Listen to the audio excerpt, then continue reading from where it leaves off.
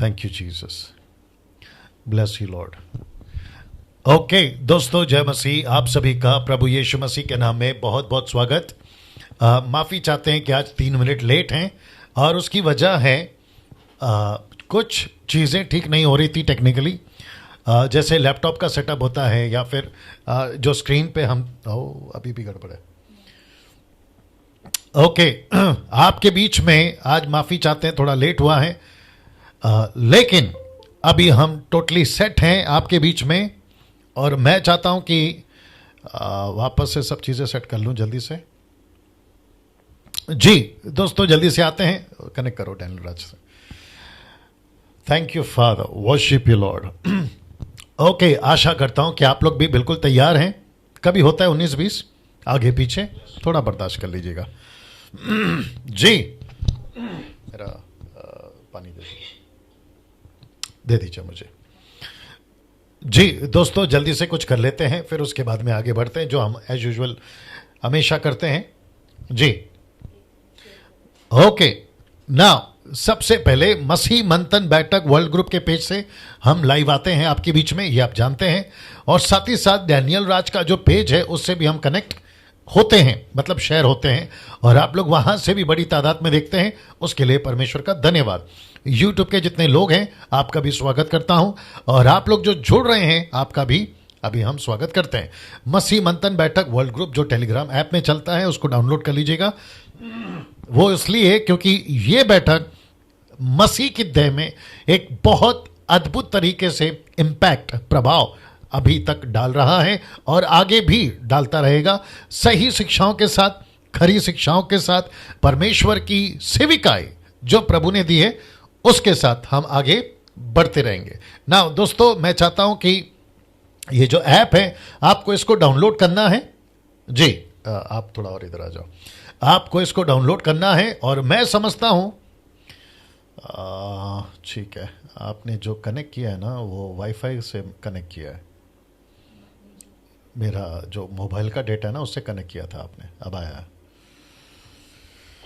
आज गड़बड़ है। ओके आज का जो विषय है, आज का जो टॉपिक है बहुत ज़्यादा इंटरेस्टिंग है। जी जब मैं आपके बीच में रखूंगा तो मैं समझता हूं कि आप इस बात को बखूबी जान जाओगे। चलिए दोस्तों, 500 लोग जुड़ चुके हैं आपके बीच में, अभी हम आ रहे हैं। चलो कोई नहीं। नाउ सबसे पहले वापस बता देते हैं कि मसीह मंथन बैठक टेलीग्राम ऐप को आपको डाउनलोड करना है, और ये 3 नंबर और ये 2 नंबर, टोटल 5 नंबर आपको जो है इनको कॉल करना है। और आपको फिर जो है इस तरीके से आपको आना है और इनको कॉल करना है, और ये आपको मसीह मंथन जो बैठक है उसमें आपको वर्ल्ड ग्रुप में जोड़ देंगे। चलिए, साथ ही साथ जितने भी पास्टर्स हैं, जी दोस्तों जितने भी पास्टर्स हैं, जी आप सभी का मैं पास्टर डैनियल राज वेलकम करता हूं एमएमबी वर्ल्ड ग्रुप में जुड़ने के लिए। तो आप सभी जितने पास्टर्स अभी देख रहे हैं, या आप तक ये जब मैसेज जाता है, आप जिस किसी भी डिनोमिनेशन से या जिस किसी भी ग्रुप से, उसे कोई फर्क नहीं पड़ता, बशर्ते आप जो है कल्ट ग्रुप जैसे कि माता यरूशलेम, ओनली जीसस, जहोवा विटनेस, सर्वशक्तिमान परमेश्वर कोरिया का ग्रुप, और साथ ही साथ इल्यूमिनाटीज, ऐसी जितनी भी कल्ट ग्रुप्स हैं उन सभी को हम वेलकम नहीं करते हैं। और साथ ही साथ बिब्लिकल स्क्रिप्चर यानी कि साउंड डॉक्ट्रिन अगर आपका है, आपको जो है छोटी सी ब्रीफिंग होगी 10 पॉइंट्स की, उसके मुताबिक आपको लिया जाएगा। विशेष करके हम स्वागत करना चाहेंगे महिलाएं यानी कि स्त्रियां, और साथ ही साथ जो शादीशुदा हैं या फिर आप शादी नहीं किए हैं लेकिन आप सेविकाई करना चाहती हैं, आपका इस ग्रुप में स्वागत है। और आप सभी महिलाओं के लिए, आपके लिए एक अच्छी खबर है। उसका लाल ऊपर कम करना, गेन सेकंड का ऊपर वाला लाल हल्का सा ऊपर, हाँ हल्का सा, चेक, बस काफी है। जी दोस्तों, विशेष करके महिलाओं के लिए आज एक अच्छी न्यूज, अच्छी खबर आपके लिए देने जा रहा हूं, लेकिन थोड़ा सा वेट करिएगा। साथ ही साथ जिन भाई बहनों के पास में कलीसिया नहीं है, उन सभी लोगों का मसीह मंथन बैठक ऑनलाइन चर्च स्वागत करता है। आप जिस किसी भी शहर से, नेशंस, अदर कंट्री से, आप सभी का ऑनलाइन चर्च में आपका स्वागत है। क्यों? क्योंकि मसीह मंथन बैठक वर्ल्ड ग्रुप ने ऑनलाइन चर्च स्टार्ट कर दिया है, और उसकी समय जानकारी ये रहा आपके बीच में। पंजाबी का समय सुबह 8 से 9 बजे तक, तेलुगु का सुबह 9 से 10 बजे तक, मराठी 11 से 12 बजे तक, बंगाली दोपहर के 12 से 1 बजे तक, तमिल चर्च 3 से 4 बजे तक, उसके बाद में इंग्लिश 4 से लेकर 5 बजे तक, कन्नड़ा 6 से 7 बजे तक, नेपाली जो कि अब इस संडे से स्टार्ट होगा, सिर्फ आधे घंटे का चर्च होगा वो ऑनलाइन, और वहाँ है 7:30 से 8 बजे तक, जिसको मैं चलाऊंगा। और एक बहन है सिस्टर निर्जला, वो ट्रांसलेशन करेंगी हिंदी टू नेपाली। साथ ही साथ एक और न्यूज़ आपको दे देता हूं कि जब हम 8 बजे चर्च स्टार्ट करेंगे, यानी कि मैं 8 से 9 जो 1 घंटे का चर्च होता है जिसमें वर्शिप करेंगे, नागपुर से ब्रदर विक्टर बेंजामिन वहां से स्टार्ट करेंगे। लेकिन साथ ही साथ अभी से, यानी कि जो ये संडे आ रहा है, हम वहां पर जो है आप सभी को बता दें कि उस चर्च में, यानी कि जो चर्च स्टार्ट होगा मेरा हिंदी चर्च, उसमें इंग्लिश ट्रांसलेशन होगा। मैं हिंदी में बात करूंगा और उसका इंटरप्रेट इंग्लिश में होगा, ठीक है ना। और सिस्टर समीक्षा जो पंजाब से हैं वो उसको ट्रांसलेशन करेंगी, और वहां से जो है आपको 2 लैंग्वेज में 8 से 9 बजे तक हिंदी इंग्लिश दोनों मिलेगा। तो जितने भी अदर कंट्रीज के लोग हैं, आप सभी के लिए भी अच्छी खबर है कि अब डैनियल राज जो आता है 8 बजे 8 से 9 वो इंग्लिश और हिंदी में होगा, ठीक है ना। चलिए ना, महिलाओं के लिए एक अच्छी खबर है। अच्छी खबर क्या है कि हर शनिवार, याद रखिए, हर शनिवार सुबह 10 से शाम 7 बजे तक प्रचार के लिए आपको मौका मिलेगा कि आप प्रचार कर सकें सुबह 10 से शाम 7 बजे तक। और याद रखिए, हर शनिवार, every week, not every day, every week, आप सभी महिलाओं को, जितने भी मसीह मंथन की महिलाएं, मतलब वो ग्रुप की हैं, आपको संपर्क करना है। जो मसीह मंथन वर्ल्ड ग्रुप की एडमिन है नीता सोलोमन को संपर्क करें, ये उनका नंबर है। और ये वो बहन है जो गुजरात में है, अभी सूरत में है वो, और वहां से वो आपको जो है महिलाओं को सब कुछ लीड करेंगी कि किसका कैसा टाइम टेबल है और कैसे आपको प्रचार करना है। तो वापस कहते हैं कि महिलाओं के लिए एक अच्छी खबर है कि हर शनिवार सुबह 10 से शाम 7 बजे तक आपको प्रचार का मौका मसीह मंथन देगा। और नीता जी को आपको कॉल करना है, और वो इस वक्त में, इसको देख लो क्या हो गया, वो इस वक्त में वो सुन रही हैं। तो साथ ही साथ आप लोग जानते हैं कि नीता सोलोमन जो है वो क्या कहते हैं, एडमिन है वर्ल्ड ग्रुप की, ठीक है ना, मसीह मंथन वर्ल्ड ग्रुप की। चलिए ना, साथ ही साथ यहां सब ठीक दिख रहा है जी। तो उसमें क्या प्रॉब्लम है देख लो जी, ये कुछ सेकंड रखना, उसकी स्क्रीनशॉट ले लीजिएगा क्योंकि आपको नंबर देखना है जी। अच्छा, देख लो।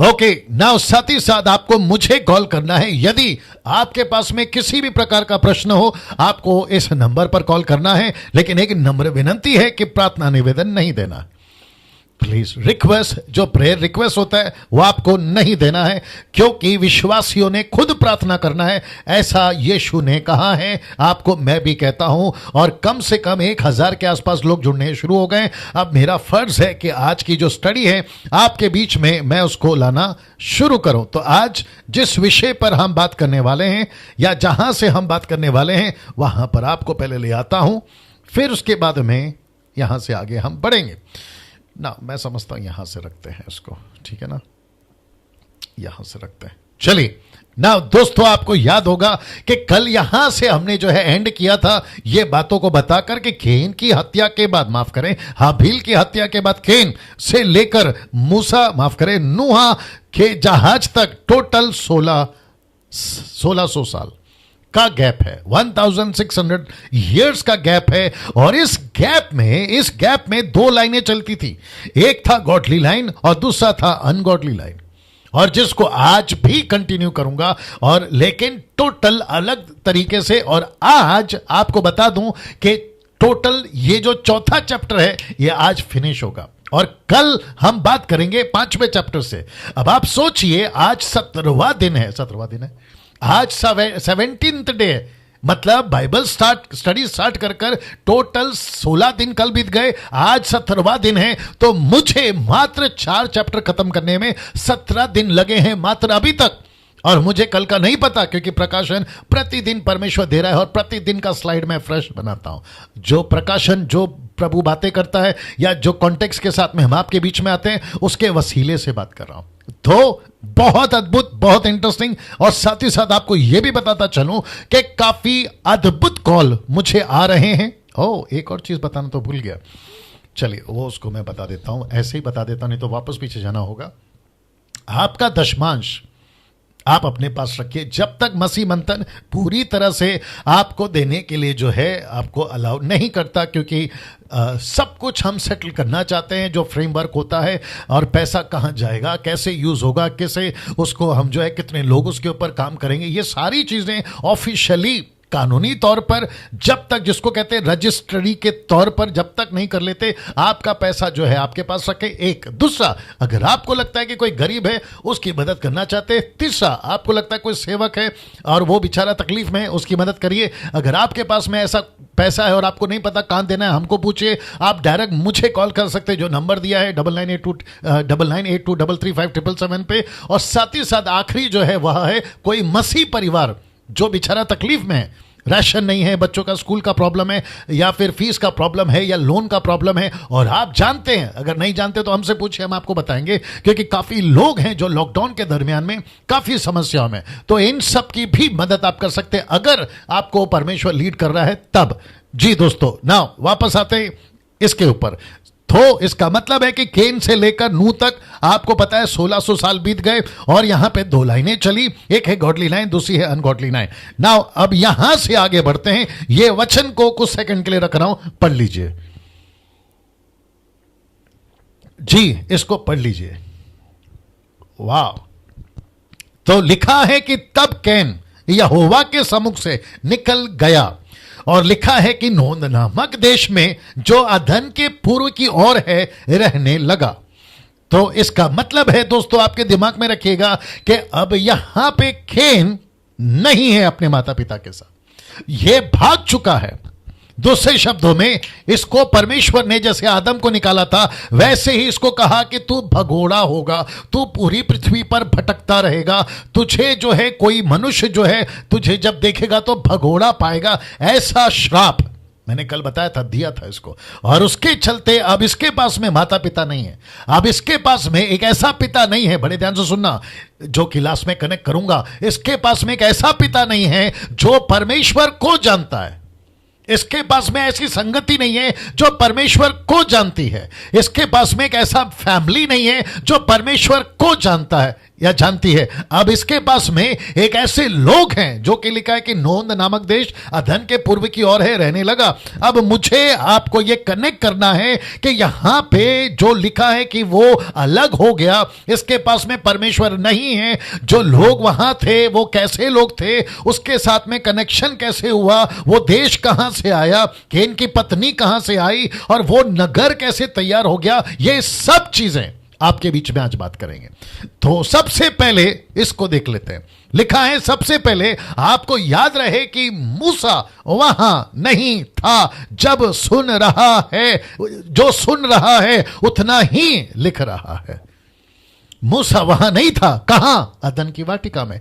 मूसा वहां नहीं था, कहां? जब केन भागा। मूसा वहां नहीं था, कहां? जब शेत पैदा हुआ। मूसा वहां नहीं था, कहां? जब नूह तक ये सृष्टि चली 1600 साल।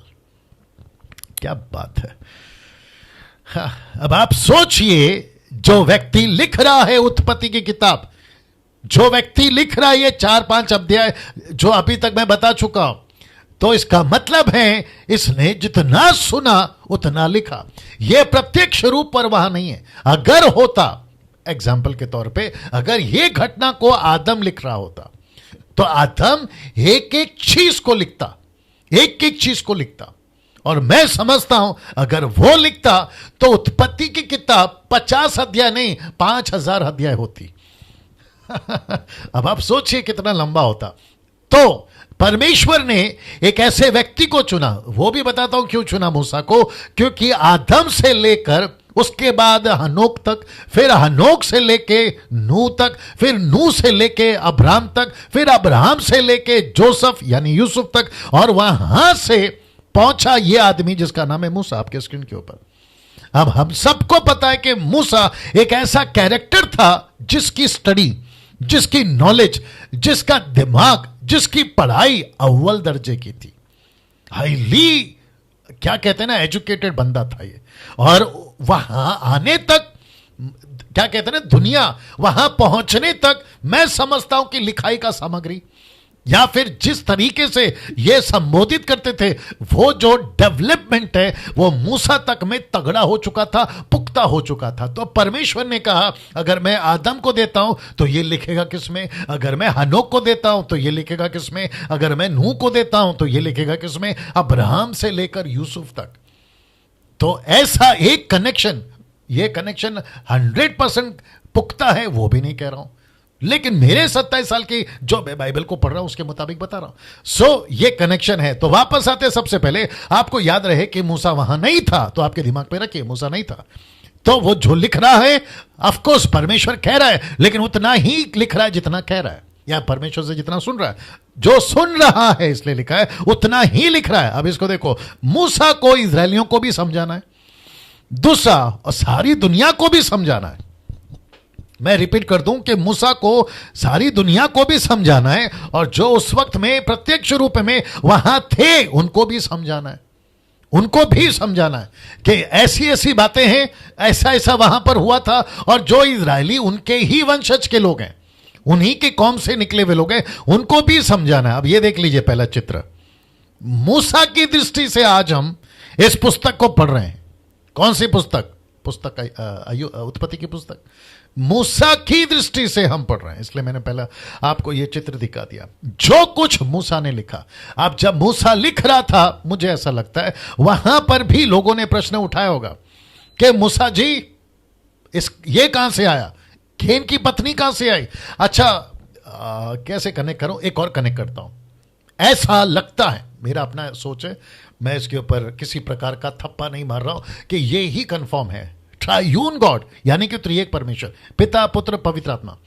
जिस तरीके से यीशु ने मत्ती 28 के 18 में कहा कि पिता पुत्र पवित्र आत्मा के नाम से बपतिस्मा दो, उसको इतना सब पढ़कर अगर आज हम ये पूछे ओनली जीसस वालों से, जवा विटनेस वालों से, तो जानते हो वो क्या कहेंगे कि प्रकाशित वाक्य से लेकर माफ करें, उत्पत्ति की किताब से लेकर प्रकाशित वाक्य तक की किताब में त्रिएक परमेश्वर ट्रायून गॉड का एक भी स्क्रिप्चर नहीं है, तो हम माने क्यों? ये उनका कॉन्सेप्ट है। लेकिन जब बाइबल को हम पढ़ते हैं, इस पवित्र शास्त्र को जब हम पढ़ते हैं, जिसको मैंने कहा कि एक बार ये कमरा है, ये एक ऐसा मकान है, ये एक ऐसा घर है, जब हम अंदर घुसते हैं तो हमें पता होना चाहिए कि घर में किचन कहाँ है, बेडरूम कहाँ है, अलमारी कहाँ है, आई मीन आपका सोफा का, सब कुछ पता होता है ना घर वाले को। वैसे ही बाइबल के अंदर घुसने वाले को, बाइबल के अंदर घुसने वाले को सब कुछ पता होना चाहिए कि ये कहाँ है, वो कहाँ है। तो जब हम अंदर घुसते हैं ना, बाइबल के घर में घुसते हैं ना, जैसे वैसे जब हम बाइबल में घुसते पढ़ते पढ़ते हमको दिखते हैं ये तीनों। तो नहीं लिखा मूसा ने, मैं जिससे बात कर रहा हूं वो तीन है, उसने लिखा एलोहिम। तो मैं समझता हूं कि उस वक्त में सबको पता होगा कि मूसा किसकी बात कर रहा है। ओह, पिता पुत्र पवित्र आत्मा की। अब्राहम को पूछेंगे पिता पुत्र पवित्र आत्मा की।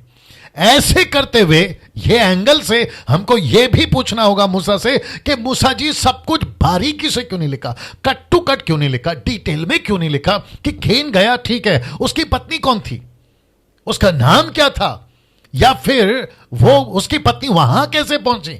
जो डेटा हमारे पास में है कि यहां पर ऐसा लगता है आदम बगीचे से बाहर निकला 3 अध्याय में, 4 अध्याय में 2 बच्चे पैदा हो जाते हैं और उनका वंशज आगे बढ़ता है, फिर केन उसको मार देता। आई मीन ये कट टू कट क्यों नहीं है, नहीं लिखा उसने। इसलिए वापस कहता हूं कि मूसा की दृष्टि से आज हम इस पुस्तक को पढ़ रहे हैं ना। अब इसको देखिए क्योंकि मुझे आगे बढ़ना है। पद 16 से लेकर 24 तक, मैं रिपीट करता हूं, पद 16 से लेकर 24 तक, जो कि मैं कट टू कट अभी आपको पढ़वाऊंगा। लिखा है आपके केन की शादी, उसके बाद में केन का शहर और केन का वंश दिखेगा। आपको केन की शादी होते हुए दिखेगी, इन सिर्फ इतने वचनों में। साथ ही साथ आपको दिखेगा कि केन का शहर, और फिर साथ ही साथ केन का वंश। मैं शहर क्यों लिखा हूं, क्योंकि उन दिनों में लोग केव्स में रहते थे। केव्स आपको पता है, गुफा, केव्स, गुफा, उसमें रहते थे। लेकिन केन को ऐसा लिखा है कि यह शहर में रहता था। सिटी, शहर, नगर में कनेक्ट करूंगा।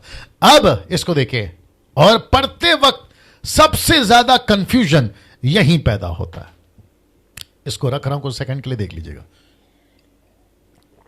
जी दोस्तों, मेरे साथ में बने रहे। 1300 लोग देख रहे हैं, आप सभी का स्वागत है। बड़े अच्छे लोग हैं आप लोग, बिल्कुल कट टू कट आ जाते हैं, टाइम टू टाइम आ जाते हैं, अप्रिशिएट करता हूं। चलिए वापस आते हैं। YouTube के जितने लोग हैं आपका भी स्वागत है। खूब शेयर करिए, खूब सब्सक्राइब करवाइए, खूब आइकन बेल दबाइए, और साथ ही साथ मेरे प्रोग्राम को देखने के लिए दूसरों को कन्विंस करवाइए। और कैजुअली नहीं कहना कि यार देख लो, नो, आपको कन्विंस करना है कि ये शिक्षाएं सही हैं, खरी हैं और परमेश्वर के वचन से है। ठीक है ना? चलिए आगे बढ़ते हैं। पद 16 से 24 तक में आपको केन की शादी, केन का शहर और केन का वंश दिखेगा। और पढ़ते वक्त सबसे ज्यादा कंफ्यूजन यही पैदा होता है कि केन का शहर कहां से आया, केन का वंश कैसे पैदा हुआ, उसने किससे शादी करी, जिससे शादी करी वो आदमी कहां था। जी, ये सारी चीजें अब पद 17 से आपको 24 तक पढ़वाते हैं। लिखा है कि जब केन अपनी पत्नी के पास गया, सी दिस, सबसे ज्यादा मैं समझता हूं पूरे बाइबल के अंदर जितना प्रश्न नहीं पूछा गया, सबसे ज्यादा प्रश्न पूछा गया कि केन की पत्नी कहां से आई। इसके ऊपर तरह तरह के लोगों ने बातें करी है, अपने अपने तरीके से जवाब दिए हैं प्रभु के दासों ने। मैं उसके खिलाफ नहीं हूं, मैं गलत नहीं कह रहा हूं, उनका अपना है, वो देख रहे हैं, और परमेश्वर उनको आशीष दे। और आप लोग कन्विंस होते हैं, नो प्रॉब्लम।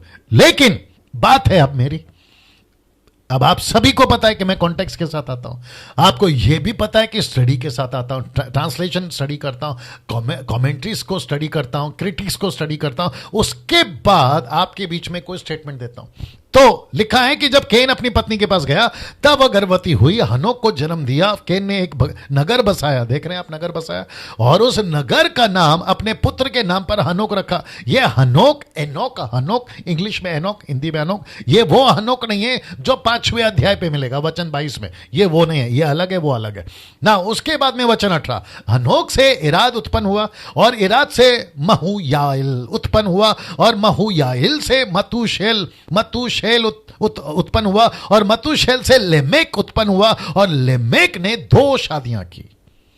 लेमेक ने 2 शादियां की। अगर आपको पता चल गया कि जब कभी भी मैं किसी फॉन्ट को, माफ करें, किसी लाइन को अलग कलर देता हूं तो वहां से कुछ सीखेंगे, तो बाद में बताऊंगा। लिखा है जिनमें से एक का नाम आदा और दूसरी का नाम सिल्ला। विचित्र नाम है, आगे पढ़ते हैं। फिर लिखा है कि आदा ने याबल को जन्म दिया, और वह उन लोगों का पिता था जो तंबुओं में रहते थे और पशुओं का पालन करके जीवन निर्वाह करते थे। तंबुओं में रहते थे, पशुओं का पालन करते थे। अब इसको लिखते वक्त में मूसा जब लिख रहा है तो इजरायली कह रहे थे, अच्छा तंबू का कॉन्सेप्ट इन्होंने लाया, अच्छा जानवरों का कॉन्सेप्ट इन्होंने लाया। तो ऐसे करके वो संबोधित कर रहा है, पढ़ते वक्त में आपको दिमाग में रखना जरूरी है ना। इसको देखिए, उसके भाई का नाम युबाल था, वह उन ओके, ये हो गया। उसके भाई का नाम युबाल था, वह उन लोगों का पिता था जो वीणा बांसुरी बजाते थे। म्यूजिक यहां से आया साहब, म्यूजिक यहां से आया। जितने म्यूजिशियंस हैं बड़े ध्यान से सुनिएगा। म्यूजिक का ऑथर, इसका फाउंडर आप सभी जानते हैं, मिस्टर लूसीफर है। और उसके बाद मूसा कहता है कि वीणा, बांसुरी, ये सब जो लाए वो किसकी लाइन है? केन की लाइन है। बस इशारा दे रहा हूं, आगे आप समझदार हैं, क्योंकि कहते हैं कि समझदार को इशारा काफी है, आगे आप समझदार हैं। और लिखा है वचन 22 में, सिल्ला भी तो तुबल केन नामक एक पुत्र को जन्म दिया। और देखो यहां पे केन 2 हैं, यहां पे तुबल केन, यानी कि माफ करें, हनोक 2 हैं, केन 2 हैं। बाइबल के अंदर डबल नाम वाले बहुत हैं, जॉन के तो, पीटर के तो आप सभी जानते हैं ना। वह पीतल और लोहे के सब घर वाले हथियारों का गढ़ने वाला हुआ। तुबल केन की बहन नमा थी।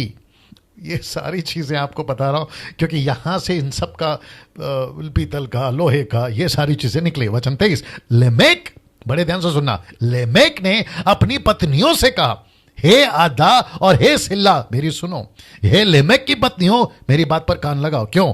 लिखता है कि मैंने एक पुरुष को जो मुझे चोट लगाता था, अर्थात एक जवान को जो मुझे घायल करता था, घात किया है, मर्डर किया है।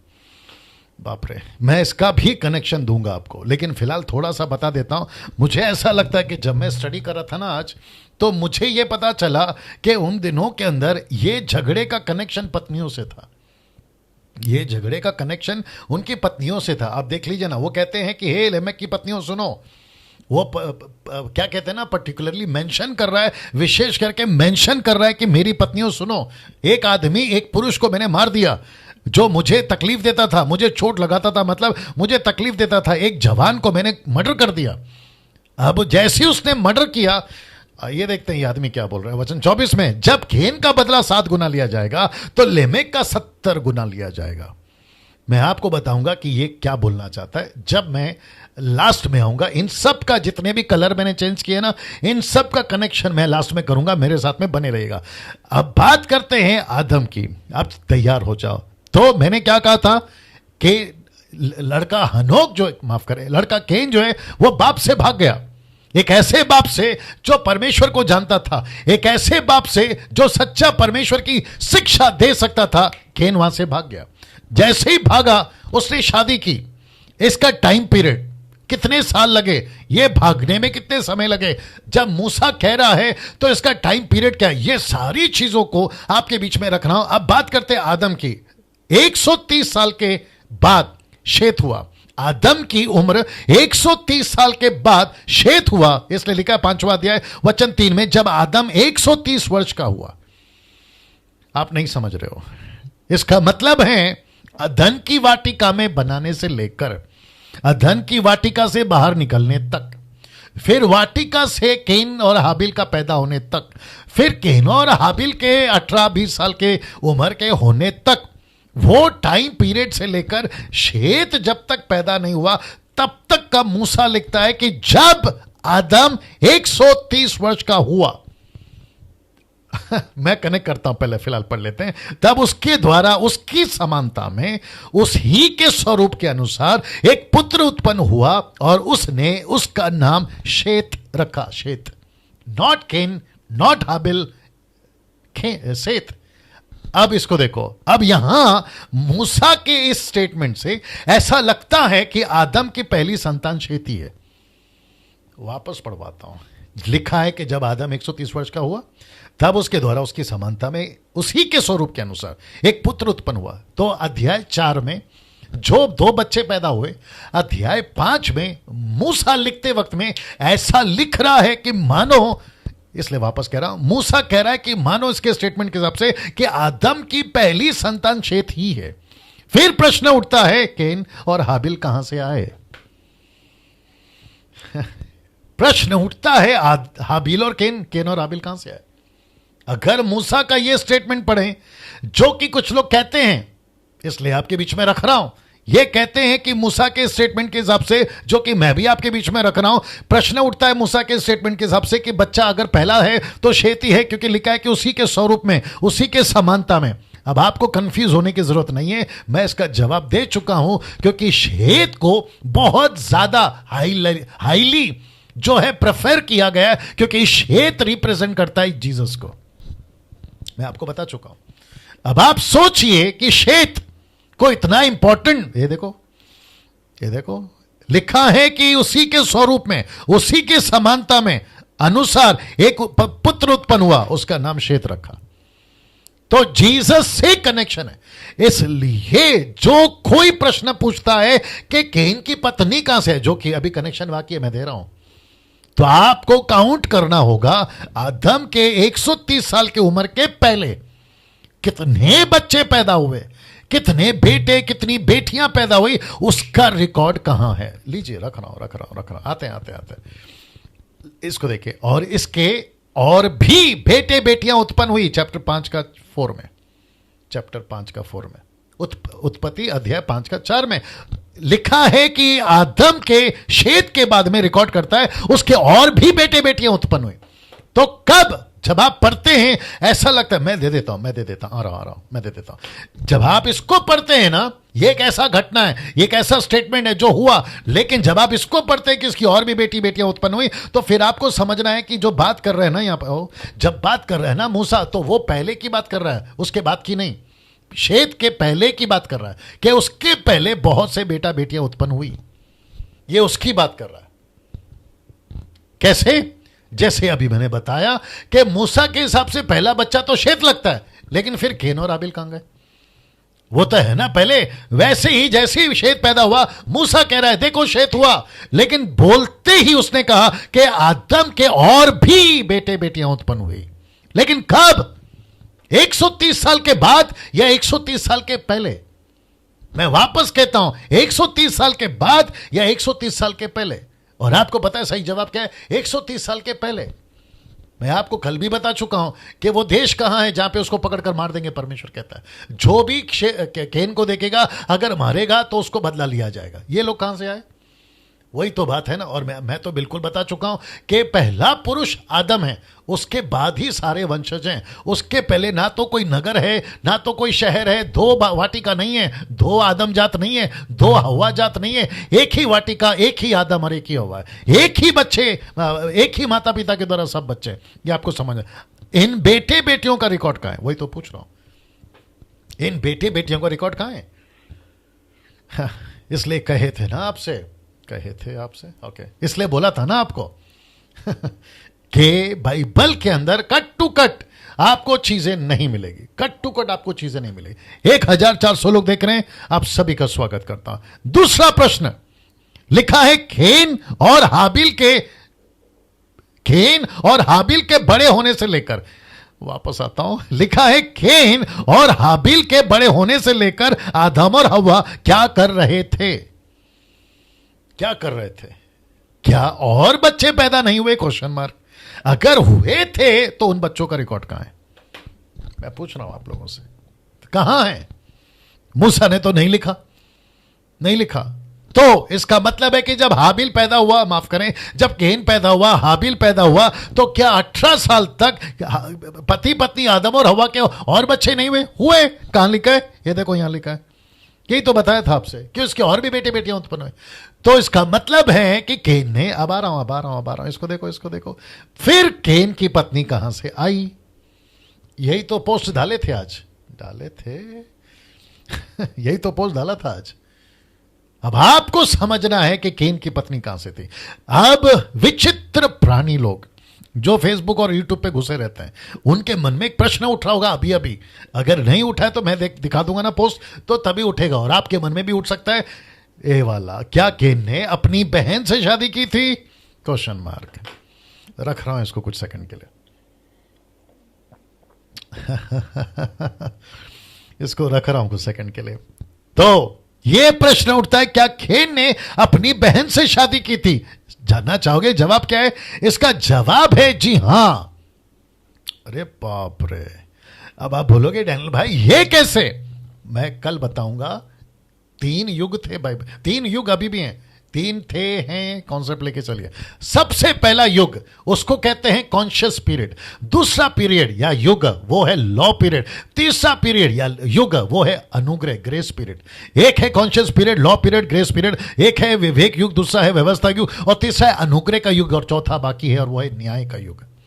तो जब कॉन्शियस पीरियड था ना, तो जिसके कॉन्शियस में, कॉन्शियस समझते होंगे, मेरा जमीर मुझे इजाजत नहीं देता, ऐसी वाली कॉन्सेप्ट, मेरा जमीर मुझे इजाजत देता है, ऐसी वाली कॉन्सेप्ट। तो विवेक जमीर इजाजत देता है तो करते हैं, नहीं देता है तो नहीं करते हैं। अब आप कहोगे डैनियल भाई वो कैसे?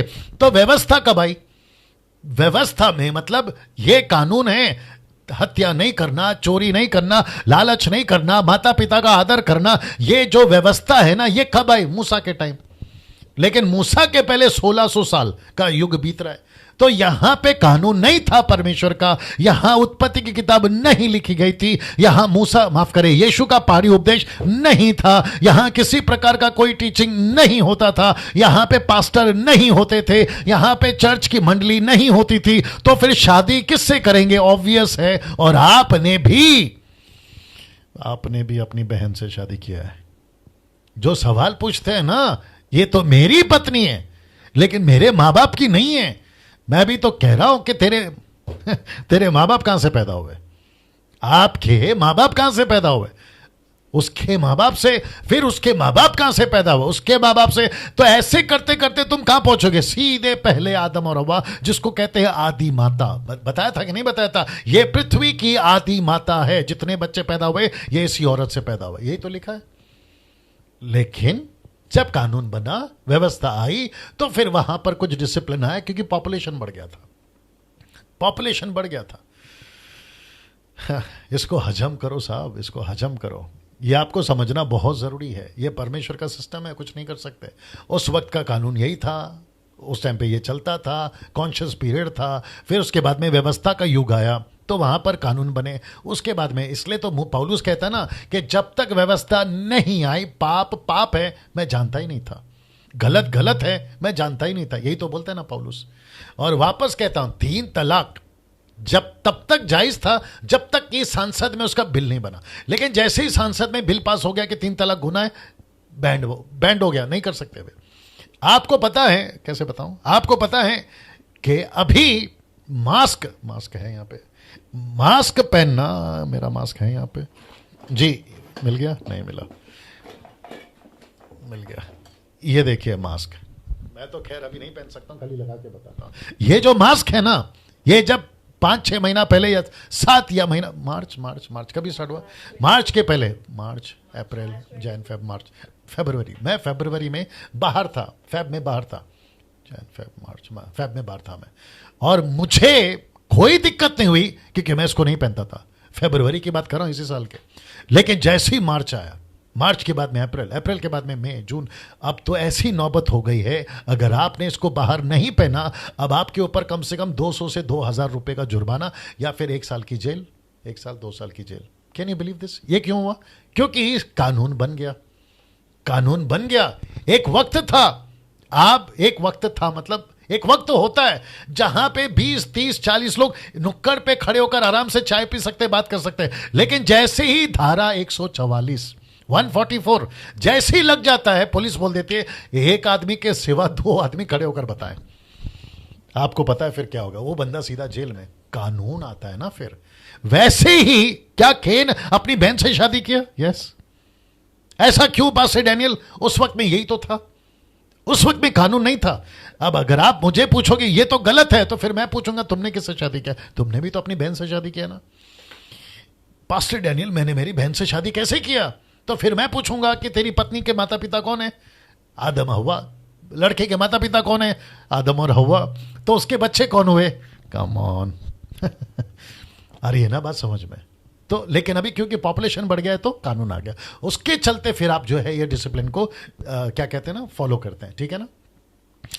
मेरी गवाही याद आ रही है लेकिन नहीं बताऊंगा, फिर कभी बताऊंगा। 1500 लोग देख रहे हैं, आप सभी का स्वागत है। अब यहां से आपको जवाब देना शुरू करता हूं। तो सबसे पहले ये चित्र देख लीजिए। यहां पे मूसा है, यहां पे केन हाबिल है, और ये रहे वो माता पिता जिसको कहते हैं आदम और हव्वा।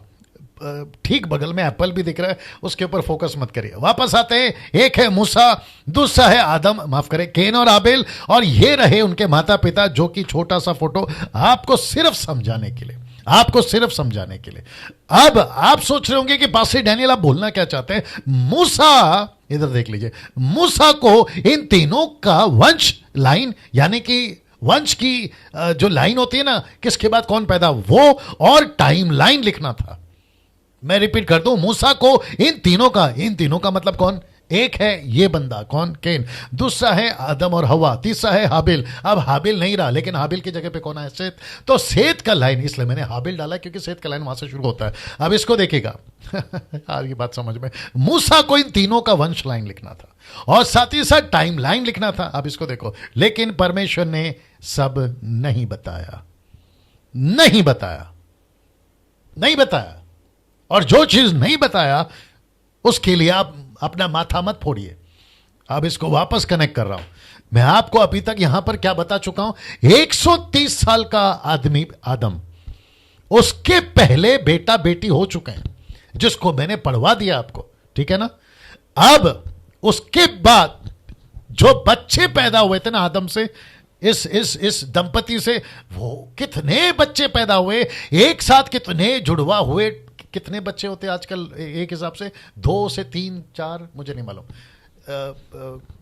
5 बच्चे तक भी हुए हैं शायद, मैं अगर गलत नहीं हूं, मुझे नहीं मालूम, ठीक है ना। आप सोच के देखिए उन दिनों में क्या क्या हुआ, क्या घटनाएं घटी, हम नहीं जानते, नहीं जानते। लेकिन मूसा को इन सब का, जैसे अभी मुझे पूछ रहे होंगे आप, खुद को पूछ रहे होंगे आप, या मैं खुद को पूछ रहा हूंगा, परमेश्वर ये सब का डिटेल क्यों नहीं लिखा आपने, जिसको कहते हैं वंश लाइन और टाइम लाइन, ये क्यों नहीं लिखा आपने? नहीं लिखा, परमेश्वर ने नहीं बताया उसको। जैसे, अब सुनो मजा आएगा आपको, जैसे यीशु मसीह 12 साल की उम्र से लेकर 30 साल तक की उम्र में, यानी कि 18 साल का गैप है, यीशु कहां थे? नहीं लिखा है जी, नहीं लिखा है। मत्ती, मरकुस, लूका, योना, मत्ती में 28 है, मरकुस में 16, लूका में 24, योना में 21 में नहीं लिखा है, कहीं पे भी नहीं लिखा है। 20 साल से लेकर 30 साल तक ही, यानी कि 18 साल तक यीशु कहां थे? सिर्फ इतना लिखा है कि वो बढ़ई का बेटा है, एंगल कनेक्शन। फिर लिखा है कि वो नासरत में पला बड़ा, कनेक्शन। ऐसे करके लूका 4 अध्याय वचन 21, 22, 23 अगर आप पढ़ोगे तो वहां पर मिलेगा, ठीक है ना। यार ये तो बढ़ई का बेटा है, ऐसा बोलते थे। लेकिन यीशु ने 18 साल क्या किया? Cut to cut. कौन सा स्कूल गया, क्या करते थे, कौन सा प्लेग्राउंड में खेलते थे, उनके दोस्तों का नाम क्या था बचपन में, नहीं लिखा है सर। वैसे ही आदम से, केन से, सब लोग ठीक है, तुम लोग ओके, ये सारी चीजें नहीं लिखा है। अब यहां 2 लाइन फिर से दिखती है, कहां से? अब यहां से, बड़े ध्यान से देखना, एक लाइन केन के वंश की और दूसरी लाइन हाबेल के वंश की।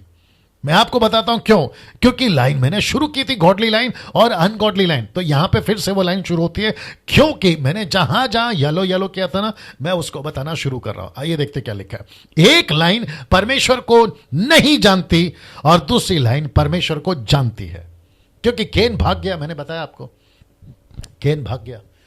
केन भाग गया मतलब है भगोड़ा हो गया ना, तो वो तो परमेश्वर को नहीं जानता, माफ करें, परमेश्वर से दूर हो गया, और उसके वंश जो है वो नहीं जानते, इसलिए लिखा है केन के वंश, नहीं जानते।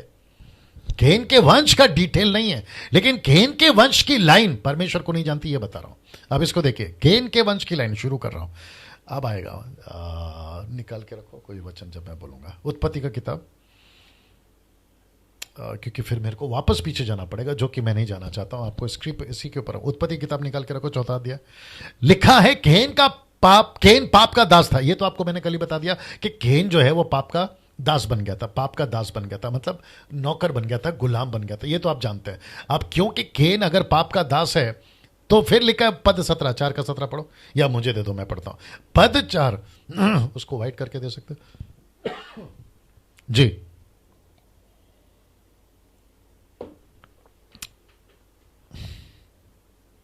आज गड़बड़ बहुत हो है। ओके दोस्तों, पद 17 पढ़ रहा हूं आपके लिए, क्योंकि केन ने अपनी एक दुनिया बना ली। कहां लिखा है पद 17 में? जेनेसिस 4:17। जब केन अपनी पत्नी के पास गया तब वह गर्भवती हुई।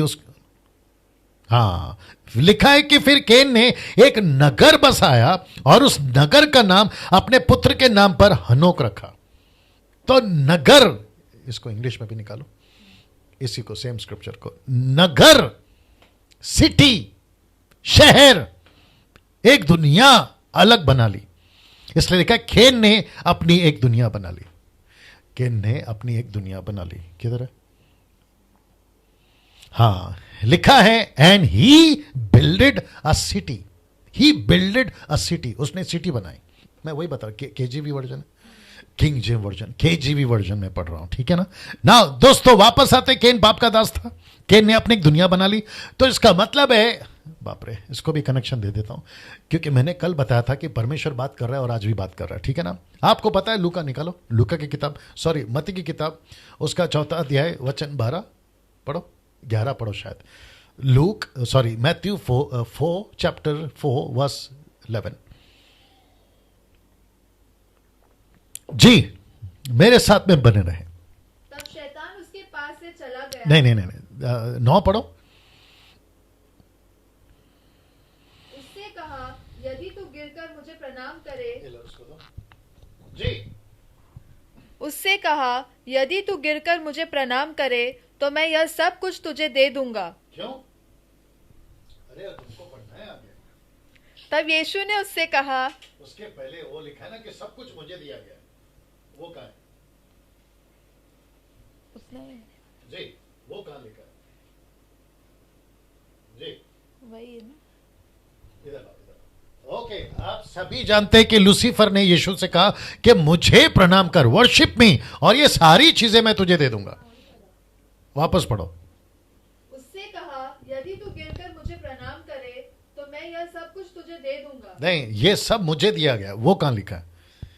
ये सब मुझे दिया गया है। ओके, आई थिंक लूका में भी आप लोग देख सकते हैं, अगर नीता जी आपको मिल गया तो डाल दीजिए, ऊपर से देख लो, ये सब मुझे दिया गया है। ओके, तब तक आप लोग निकाल के रखिएगा। वापस आते हैं, खेन ने एक दुनिया बना ली। आप जानना चाहते हैं इसका कनेक्शन क्या है? जो लूसीफर की पूजा करेगा, जो लूसीफर की वर्शिप करेगा, इल्यूमिनाटीज मिला आपको, लूका में देख लो, जो लूसीफर की वर्शिप करेगा, लूसीफर उसको सब देगा। आदम रहता कहाँ था? आदम के वंशज रहते कहाँ थे? ये लोग कहाँ पे जाते थे? तंबू बनाकर रहते थे। मैंने अभी पढ़वा दिया आपको, क्योंकि इजरायलियों को पता चला अच्छा अच्छा तंबू वाले थे ये लोग। लेकिन केन कहाँ रहता है? सिटी, नगर। अब आप सोच के देखिए, लूसीफर ने इनको क्या क्या दिया। यही आज भी चल रहा है। लूसीफर क्या कहता है पता है? If you worship me I will give you everything. यही तो बात है आज भी। एक रात में आप हीरो बन जाते हैं, एक रात में आपका गाना हिट हो जाता है, संसारिक बात कर रहा हूं, एक रात में आपकी पिक्चर हिट हो जाती है, एक रात में आपका एल्बम हिट हो जाता है। ये क्या चक्कर है? ये क्या चक्कर है?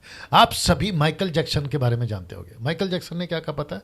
मैं कई सालों तक जिंदा रहूंगा, 100 साल 90 साल, ऐसा उसको स्टेटमेंट है, लेकिन बहुत जल्दी मर गया हो। क्योंकि वह मुझे सौंपा गया है और जिसे चाहता हूं उसे। वही तो चाहिए। कौन सा है वो? लूका 4:6। Luke the book of Luke chapter 4 verse 6, वहां पे लिखा है कि ये सब कुछ मुझे दिया गया है। आप लोग डाल दीजिएगा, देख लीजिएगा ना। मैं वापस आता हूं आपके बीच में। केन पाप का दास है। केन ने अपनी दुनिया बना ली। इसका मतलब है कि उसको नगर बना लिया। कैसे बना लिया? डेटा नहीं है, नहीं है रिकॉर्ड। वो नगर को उसने बिल्ड कैसे किया? नहीं है रिकॉर्ड। जैसे उत्पत्ति के 11वें अध्याय में एक बाबेल का टावर, बेबीलोन टावर बनाया, ऐसा कौन सा स्टील, कौन सा रॉड, कौन सा केमिकल, कौन सा सीमेंट, कौन सा ब्रिक्स, कौन सा रेती उसने यूज किया पता नहीं उन लोगों ने, लेकिन लिखा है कि जमीन से आकाश तक इतनी ऊंची इमारत बना दी। क्या लॉजिक था पता नहीं। ये सब क्या है? नहीं है रिकॉर्ड। लेकिन केन ने एक दुनिया बना ली। अब इसको देखो, आपको पढ़ना है आगे, ठीक है ना? वचन 19 दे दो मेरे को। लिखा है केन के वंश में 2 शादियां हुई थी। मैं आपको अभी बता चुका, वचन 19 में नहीं चाहिए, आगे बताऊंगा मैं। 2 शादियां, इसका मतलब क्या है? मैं आपको बताता हूं। इसका मतलब है कि शादी एक ही हो और एक से ही हो। लेकिन ये लोग कितनी शादी कर रहे? 2। किससे भागे हैं? परमेश्वर से। किससे दूर हैं? परमेश्वर से। किसके नजदीक हैं? शैतान के। शैतान क्या दे रहा है? नगर, शहर। शैतान क्या दे रहा है? Wrong teaching. एक शादी नहीं, 2 शादी करो। अब आप सोचिए, ये तो एक झलक मिली, इसलिए मैं आपको बता पा रहा हूं कि ऐसी ऐसी घटनाएं घटी जो मूसा के दृष्टिकोण से मैं आपको समझा पा रहा हूं। इसका मतलब है कि बाइबल के अंदर जो नियम अभी आपको और मुझे पता है, उत्पत्ति के गार्डन, माफ करें, वाटिका में भी परमेश्वर ने यही कहा था, पति पत्नी एक हैं। ऐसा नहीं लिखा 3 है।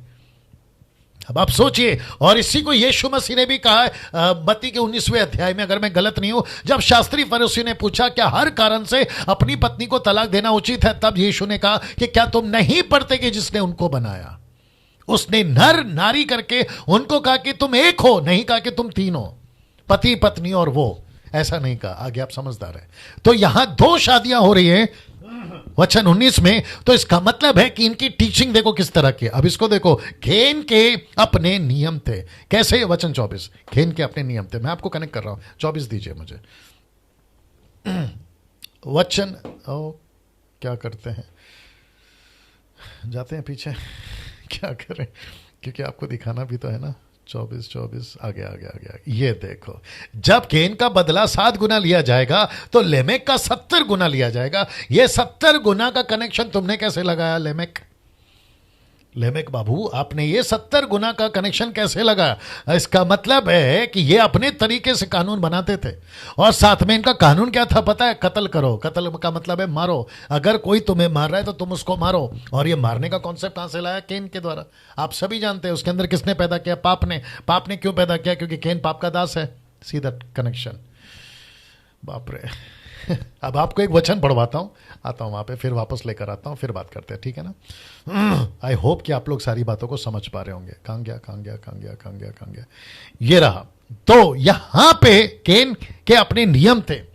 मैं जिसको चाहूं मारूं, मैं जिसका चाहूं कत्ल करूं। अगर केन का साथ है तो मुझे जो मारेगा 70 गुना बदला लेगा। ऊपर से परमेश्वर बोलता है कि बेटा ये तो केन के लिए था, तेरे लिए कहां से आ गया?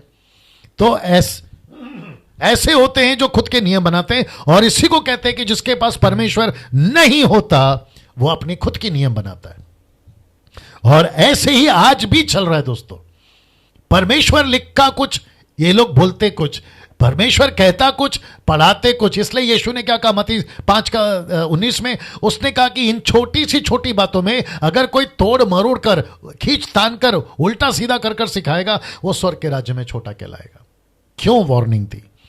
इसलिए तो दी ना कि तुम अपनी मनमानी ना करो। अब आप सोचिए, इसको देख लो। अब आप सोचिए, पहले यह बता देता हूं, यहां मनमानी चल रही है, यहां अपने तरीके से नियम बन रहे हैं, यहां पर 2-2 शादियां हो रही हैं, यहां पर नगर बस रहे हैं। पाप का दास है कौन? केन। और इनका पूरा का पूरा कंट्रोल कौन चला रहा है? शैतान। अब यहां परमेश्वर नहीं है। अब आप सोचिए, इसलिए लिखा है, अब आप सोचिए, जितने लोग हैं आप लोग तैयार हो जाइए। बहुत गजब की लाइन बोलने जा रहा हूं। कम से कम 1,500 लोग अभी ऑनलाइन मुझे देख रहे हैं। अब आप सोचिए, ये नास्तिक वाले कहां से आए? अब आप सोचिए, साइंटिस्ट कहां से आए? अब आप सोचिए, मूर्ति पूजक वाले कहां से आए? अब आप सोचिए, नेचर की पूजा करने वाले कहां से आए? और साथ ही साथ सुपरस्टिशियस वाले कहां से आए? इसकी स्क्रीनशॉट ले लो, इसकी स्क्रीनशॉट ले लो। वापस कहता हूं, ये सब कहां से आए? क्योंकि यहां पे चल रही थी मनमानी। तो एक लाइन है केन की, वंश की, दूसरी लाइन है हाबेल और उसके वंश की, जो कि मैं कनेक्ट करूंगा, और जिसके चलते यहां एक लाइन में परमेश्वर नहीं है, लेकिन दूसरी लाइन में परमेश्वर है। एक लाइन में शैतान है तो दूसरी लाइन में शैतान नहीं है। तो जहां शैतान है वहां के नियम बन रहे हैं, जहां परमेश्वर है वहां परमेश्वर के नियम बन रहे हैं। Can you believe this? और आज भी ऐसा ही कॉन्सेप्ट है। एक है अंधकार की संतान, दूसरा है ज्योति की संतान। एक है संसारिक लोग और दूसरा है कलीसिया के लोग। इसलिए मैंने कहा था कलीसिया बहुत पावरफुल है। अब आप सोचिए, ये नास्तिक वाले कहां से है? अब आप सोचिए, ये यहीं से तो पैदा हुए हैं। नास्तिक का मतलब पता है ना? कोई गॉड नहीं है। देयर इज नो गॉड, ऐसा कहते हैं। और भजन संहिता लिखने वाला कहता है कि मूर्ख ही है जो कहता है कि कोई गॉड नहीं है। तो इनकी कैटेगरी किसमें? मूर्खों में। इनकी कैटेगरी मूर्खों में। दूसरा, साइंटिस्ट कहां से आ गए? आज किसी का फोन आया था, बड़े ध्यान से सुनिएगा। आज किसी का फोन आया था, खैर नाम नहीं बताऊंगा, शहर नहीं बताऊंगा। यह बात अलग है कि मुझे नाम और शहर याद भी नहीं है। ये साइंटिस्ट कहां से आए? तो जानते हो आदमी ने क्या कहा? अगर भाई साहब सुन रहे हैं तो आपकी मजाक नहीं उड़ा रहा हूं, लेकिन आपके वसीले से आपके कंधे पे बंदूक रख के बाकी लोग को गोली मार रहा हूं, ठीक है ना? बात को समझिएगा। नाउ बहुत ध्यान से सुनिएगा। ये साइंटिस्ट कहां से आ गया? वो भाई कहता है, पास्टर डैनियल, मुझे साइंटिस्ट वालों को जवाब देना है। ऐसा कोई टेक्निक बताइए कि मैं साइंटिस्ट को प्रूफ कर सकूं साइंटिफिक रीजन से कि जीसस ही सच्चा है। मैंने उसको क्या कहा पता है? मैं आपको भी कहना चाहता हूं, बहुत ध्यान से सुनना। साइंटिस्ट को साइंटिफिकली रीजन देकर कि जीसस ही सच्चा है, आप क्या करना चाहते हैं पता है? आप सुसमाचार में मिलावट डाल रहे हो, किसी को कन्वे करने के लिए कि देखो ये सच है। उसके तरीके में मत घुसो, उसके तरीके में मत घुसो। ये साइंटिस्ट वाले कभी नहीं समझेंगे इस बात को, क्योंकि उनका कहना है कि परमेश्वर है ही नहीं। वो हर चीज में लॉजिक लगाते हैं, हर चीज में। अगर यीशु के साथ में एक भी साइंटिस्ट को छोड़ दिया जाए उस वक्त में, और आज की तारीख में 4 सुसमाचार अगर ये साइंटिस्टों को पढ़वाया जाए, मैं आपको बताऊं ये लोग पागल हो जाएंगे। पूछो क्यों? मैं बताता हूं। पानी से दाखरस कैसे बनेगा? लॉजिक लगाएंगे। 5 रोटी 2 मछली से 5,000 कैसे लगाएंगे? लॉजिक लगाएंगे। 12 साल के लहू बहने वाली औरत अचानक से कैसे ठीक हो गई? लॉजिक लगाएंगे। 4 दिन का लाजर अचानक से कैसे जिंदा हो गया? क्योंकि 4 दिन के बाद में बॉडी जो है ना वो पूरी तरह से गल जाती है, उसमें कीड़े लगते हैं, उसमें स्मेल आता है। ये साइंटिफिक रीजन है। ये यीशु ने 4 दिन के मरे हुए आदमी को कैसे जिंदा कर दिया, उसका लॉजिक लगाएंगे। और ज्यादा पागल ये कब हो गए पता है? यीशु 3 दिन के बाद में जिंदा कैसे हो गया? मेरे को लगता है ये वहीं पे पागल होके मर जाएंगे। अब आप बताइए। तो मैंने उनसे कहा सुसमाचार जैसा है वैसा दो। माय गुडनेस, मैं भड़क गया हूं अभी। मैं आपको बताता हूं मुझे गुस्सा क्यों आता है इन लोगों के ऊपर।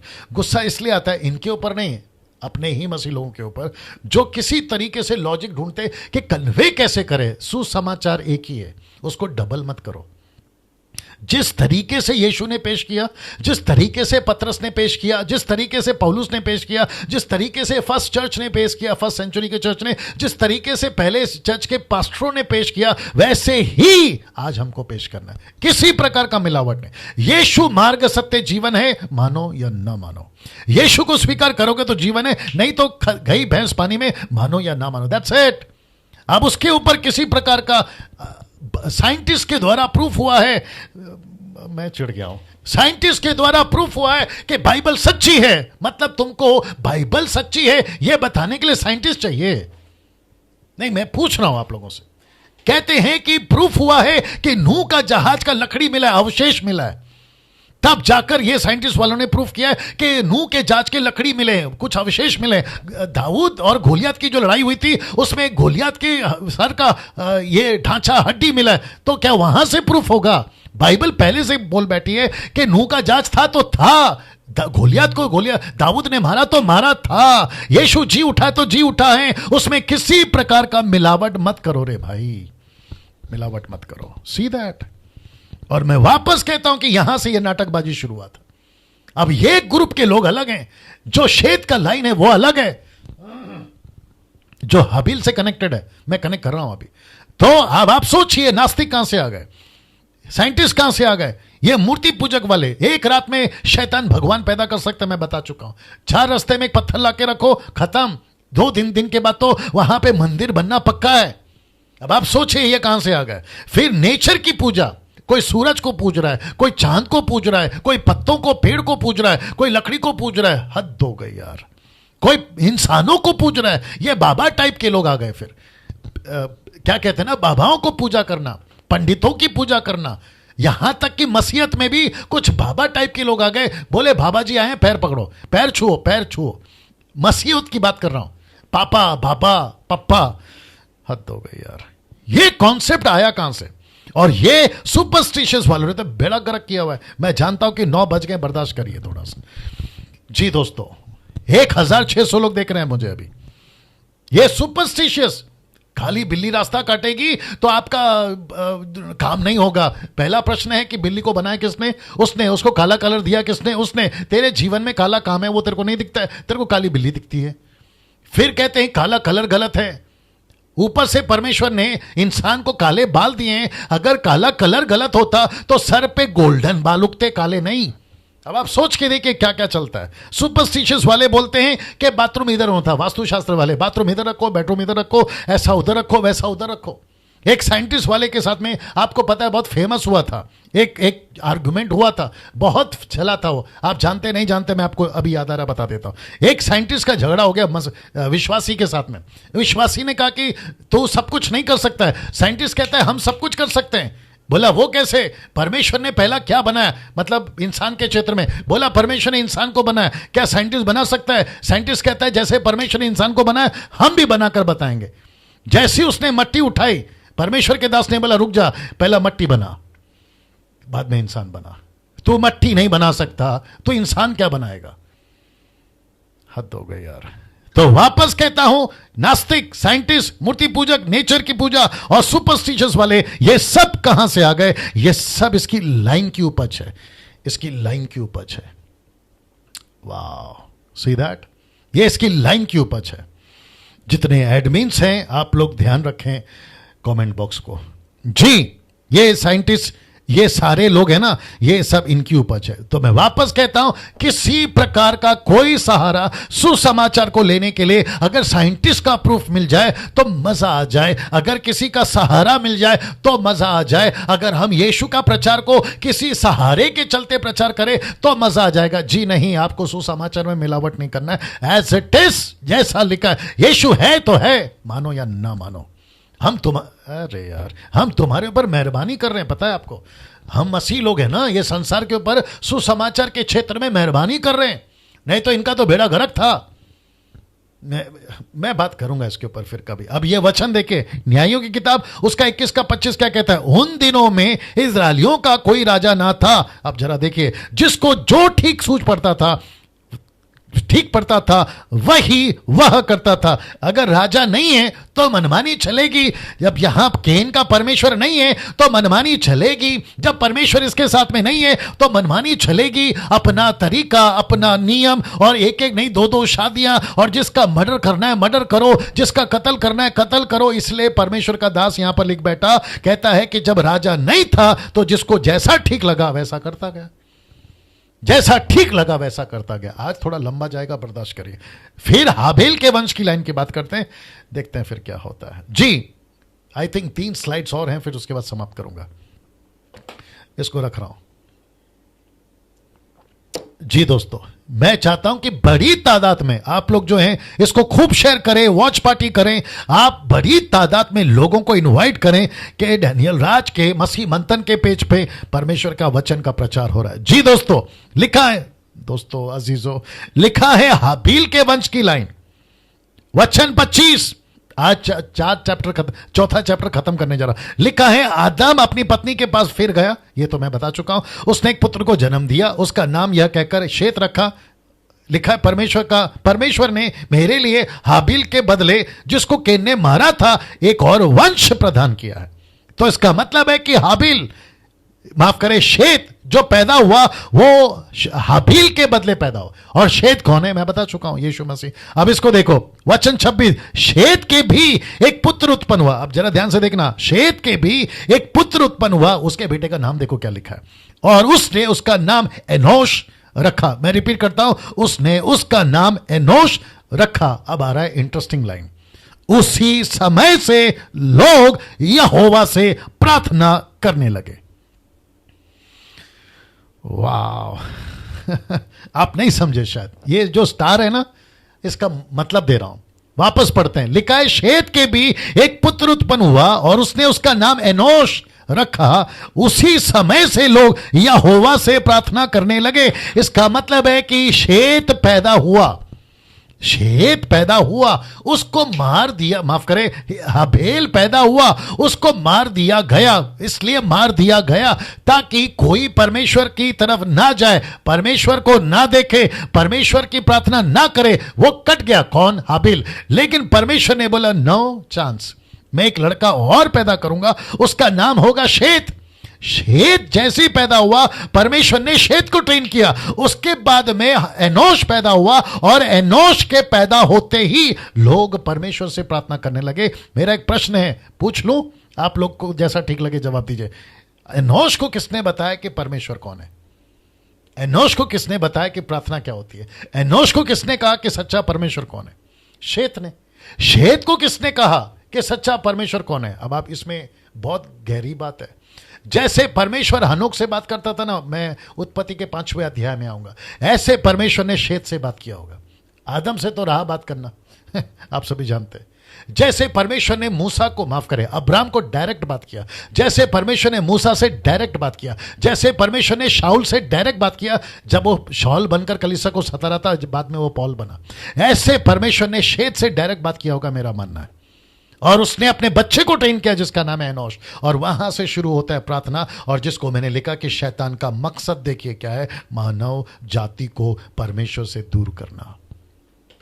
क्या बात है, ये प्लान, ये मकसद आज भी है, और आपको पता है फेसबुक पर, यूट्यूब पर डैनियल राज की वीडियो को मत देखो, ये इसका मकसद है लोगों को भड़काना। मुझ जैसे 10 टक्का जो अच्छा प्रचार करते हैं मैं उनको सल्यूट करता हूं, अप्रिशिएट करता हूं। आज कोई प्रचार कर रहे थे, मैंने उसको मैसेज किया कमेंट्स बॉक्स में, फेसबुक पर मैंने अप्रिशिएट किया, और मैं करता हूं ऐसा। इसका मकसद क्या है पता है? जो लाइन, ये देख ली, ये लाइन है ना, शेत की लाइन है ना, एनोश की लाइन है ना, उसके बाद हनोक आता है 5वें अध्याय में, कल आएगा लड़का, कल बात करूंगा उसके बारे में। उसके बाद तो नूह तक, फिर नूह से अब्राम, फिर अब्राम से मूसा, ऐसे करते करते आज आप और हम पहुंचे। तो ये जो लाइन है ना, धार्मिकता की लाइन, ये जो गॉडली लाइन है ना, इसको शैतान हमेशा काटना चाहता है। यही तो वजह है कि वो हम जैसे 10 टक्का अच्छे प्रचारकों के पीछे पड़ा हुआ है। लेकिन हम चुप नहीं बैठेंगे, हम नहीं चुप बैठेंगे। इसलिए तो लिखा है ना कि जो हमारे अंदर है वो उससे भी लाखों गुना बड़ा है जो बाहर है। दोस्तों, आज का टीचिंग कैसा लगा मुझे प्लीज कल कॉल करके बताएं, 777। लेकिन एक विनती है, प्लीज प्रार्थना निवेदन नहीं देना, प्रार्थना निवेदन नहीं देना। तो आज हमने इसको कुछ सेकंड रख रहा हूं, देख लीजिएगा जी दोस्तों। जी आज बहुत सारी बातों का खुलासा हुआ है। केन की पत्नी कहां से है बता दिया, केन किससे शादी किया, अपनी बहन से बता दिया, कैसे वंशज फैले बता दिया। साथ ही साथ एक अद्भुत अनाउंसमेंट हुआ है महिलाओं के लिए। तो every Saturday from next Saturday, not कल, अगले सैटरडे से उसकी जो है पब्लिसिटी अभी से होती रहेगी, ठीक है ना। तो जितनी महिलाएं हैं प्रचार करना चाहती हैं, जवान लड़कियां और शादीशुदा या विधवाएं जो प्रभु की सेवा करना चाहती है, मसीह मंथन बैठक उनको प्लेटफॉर्म देगा, लेकिन उनको मसीह मंथन ग्रुप पहले ज्वाइन करना होगा, ठीक है ना। ये बातें याद रखिएगा। चलिए दोस्तों, कल मुलाकात होती है, ये नंबर पे कॉल करिएगा 2 से शाम को 6 बजे तक या 5 बजे तक, और आपके प्रश्न है तो मैं उसका जवाब देने की कोशिश करूंगा। ठीक 8 बजे कल वापस मुलाकात होगी। तब तक अपना ख्याल रखिएगा। प्रभु आपको आशीष दे। जय मसीह।